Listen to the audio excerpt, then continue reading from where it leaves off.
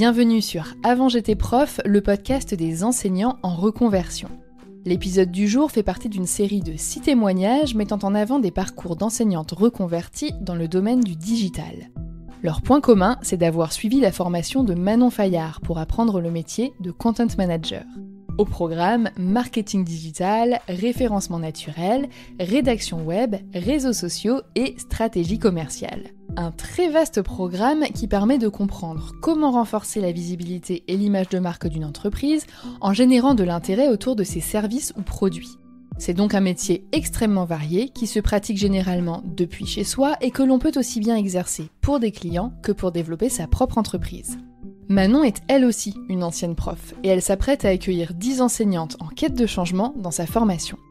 Les inscriptions sont ouvertes jusqu'au 30 avril et toute personne qui écoute cet épisode peut bénéficier de 100 € de réduction grâce au code partenaire AJP100.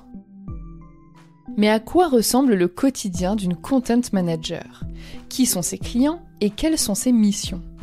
Ça, l'invité du jour t'en parlera bien mieux que moi. Alors tends l'oreille, essaye de te projeter et autorise-toi à rêver. Je m'appelle Marion Dehaye, j'ai 41 ans. J'ai été prof des écoles pendant 17 ans. J'ai eu un poste de brigade pendant longtemps et puis ensuite je suis devenue titulaire dans une classe d'élémentaire en grande section CP et à la fin de ma carrière en petite section pendant 2 ou 3 ans. La dernière année, j'étais aussi à temps partiel pour création d'entreprise, pendant laquelle je me suis formée à la rédaction web SEO et j'ai obtenu une rupture conventionnelle. Je suis donc devenue rédactrice web SEO et coach SEO puisque je m'aperçois que l'enseignement et le plaisir de transmettre ne m'a jamais vraiment quittée. Et je me suis dit que c'était peut-être l'occasion de proposer aux entrepreneurs de prendre en main le SEO de leur site pour attirer des clients via leur site web. Pourquoi j'ai eu envie de me former au métier de content manager ? Tout simplement parce qu'après la formation que j'avais suivie en rédaction web SEO, je me suis rendu compte que ça ne suffirait pas.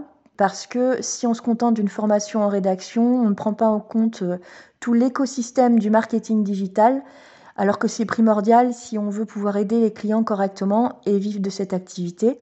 La formation de Manon propose vraiment une vue vraiment super complète sur le métier, aborde vraiment tout le côté vente, réseaux sociaux, newsletter, intelligence artificielle. Enfin, elle a vraiment une approche super complète qui permet de se lancer sereinement et de pouvoir proposer des prestations très complètes aux clients. L'avantage d'avoir été prof pour ce type de reconversion, je dirais que c'est toutes les compétences qui tiennent du savoir-être. Ça, pour moi, ça me semble vraiment très important. C'est l'exigence qu'on a déjà, puisque en général, quand on est prof, on a un certain respect, une certaine exigence vis-à-vis des mots, de leur sens. On est évidemment tout à fait habitué à expliquer certains concepts qui pourraient être tortueux de façon simple, donc c'est-à-dire à vulgariser. Et ça, c'est pour moi une compétence qui sert quel que soit l'âge, que ce soit avec des enfants ou des adultes. Le SEO, c'est quand même quelque chose qui peut rebuter, qui peut faire peur, qui peut paraître assez technique. Et nous, on a cette chance de pouvoir démystifier un petit peu tout ça et de donner confiance aux clients en leur expliquant un peu à quoi ça sert, le but, la façon de s'y prendre, les résultats. Enfin, c'est vraiment un plus d'avoir ce côté pédagogie dans notre quotidien. Et puis évidemment, un des aspects importants, c'est la langue française. Alors là, bien sûr, ça parle plus à la casquette de rédactrice. On a quand même un grand respect pour les mots. On maîtrise très bien le français, la syntaxe. Tout ça, c'est super important pour pouvoir rédiger des contenus de qualité, aussi bien du point de vue de la maîtrise de la langue que de la justesse et la précision, la fiabilité des informations. Je pense qu'on a, je parlais d'exigence tout à l'heure, et ça se vérifie aussi par rapport à la vérification des sources. Je pense que c'est quelque chose qu'on a en nous, cette volonté de donner la bonne information et de la présenter correctement aux internautes. Alors, à quoi ressemble mon quotidien ? Alors, j'ai mes enfants 1 semaine sur 2, donc ça peut changer un petit peu, mais dans les grandes lignes, je pense que comme beaucoup de rédacteurs et de personnes qui sont à leur compte, notamment dans des professions assez intellectuelles. Je suis beaucoup plus efficace le matin, donc le matin c'est plutôt rédaction de pages de vente, d'articles de blog, etc. Puisque mon cœur de cible, ce sont les entrepreneurs. Alors moi j'ai une tendresse et une appétence particulière pour accompagner les entrepreneurs en micro-entreprise, enfin les entrepreneurs qui se lancent.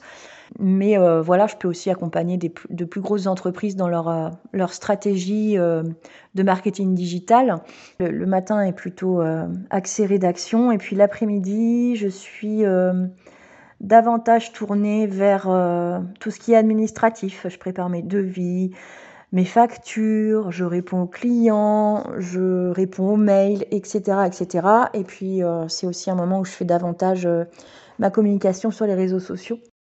Au niveau de mes missions et contrats de prédilection, alors le coaching SEO, j'en parlais tout à l'heure, c'est vraiment quelque chose que je souhaite développer parce que, alors je trouve déjà beaucoup de sens à ce que je fais, mais je trouve que quand on est dans la transmission, on a ce plaisir de voir la personne progresser, s'approprier des techniques, s'approprier des méthodes et c'est toujours... moi, ça me fait vraiment chaud au cœur quand je vois qu'un de mes coachés a compris ce que je lui ai expliqué et qu'il a mis en place les enseignements que j'ai pu lui fournir.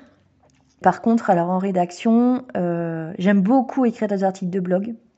Vraiment, je crois que c'est ce que je préfère, même si je fais un peu de tout. Je fais aussi du site, des pages de site vitrine, etc. Mais donc articles de blog, et puis au niveau des thématiques, forcément l'éducation, puisque j'en viens, et c'est toujours une cause qui me tient à cœur. Je pense que je serai prof toute ma vie, même si je ne fais plus partie de l'éducation nationale. Et puis aussi le domaine animalier et félin. J'insiste sur ce terme-là et je l'assume. Ça fait peut-être un peu nunuche de dire ça, mais je suis une grande passionnée de chats et j'ai toujours énormément de plaisir à écrire à leur sujet.